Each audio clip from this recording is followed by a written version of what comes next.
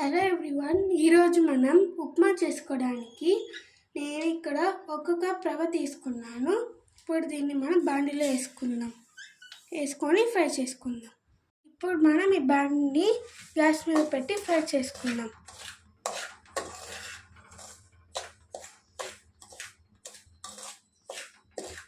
ఇప్పుడు మనం దీన్ని గోల్డెన్ బ్రౌన్ కలర్ వచ్చేదాకా వేపుకుందాం.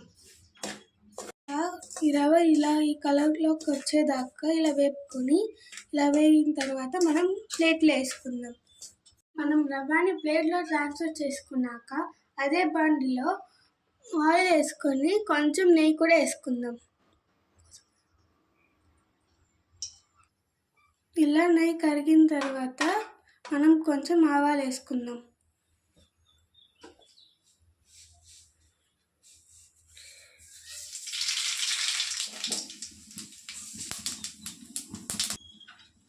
ఇలా ఆవాలు చిటపట్టిన తర్వాత మనం కొంచెం వేరుశనగ గింజలు, ఆవాలు, మినప్పప్పు, శనగ బేడలు, జీడిపప్పు వేసుకుందాం.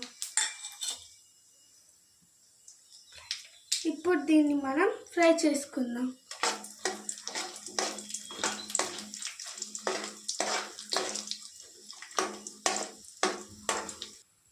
అవి ఫ్రై అయ్యే లోపల మనం ఎర్రగడ్డ, పచ్చిమిరపకాయలు కట్ చేసి పెట్టుకుందాం. చూడు, బాగా ఫ్రై అయిపోయాయి కాబట్టి ఇప్పుడు మనం ఎర్రగడ్డ, పచ్చిమిరపకాయలు వేసుకుందాం.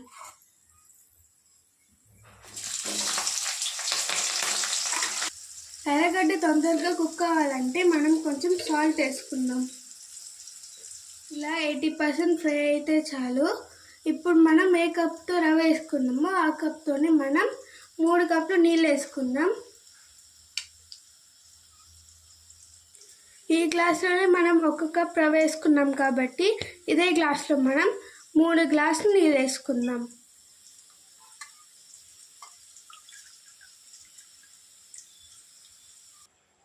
ఇలా నీళ్ళు వేసుకున్న తర్వాత ఒకసారి మనం కలిపెట్టుకుందాం. దాని తర్వాత ఈ స్టేజ్లోనే ఉప్పు సరిపోయిందా లేదా అని చూసుకోండి. సరిపోకపోతే వేసుకోండి. దాని తర్వాత ఈ మరిగేదాకా ఇప్పుడు మనం వెయిట్ చేద్దాం. చూడండి ఎంత మంచిగా బాయిల్ అవుతుందో. ఈ స్టేజ్లో మనం ఫస్ట్ ఫ్రై చేసుకున్న రవ్వని దాంట్లో వేసుకుందాం. కొంచెం కొంచెంగా ఇప్పుడు మనం కలుపుకుంటూ వేసుకుందాం, లేకపోతే రవ్వ ఉరుండ కట్టేస్తుంది. ఇలా మెల్లగా కలుపుకోవాలి. ఇలా బాగా కలుపుకోండి. చూడండి, బాండీ కత్తుకోవట్లేదు. ఇలా కుక్ అయితే మనకి సరిపోద్ది.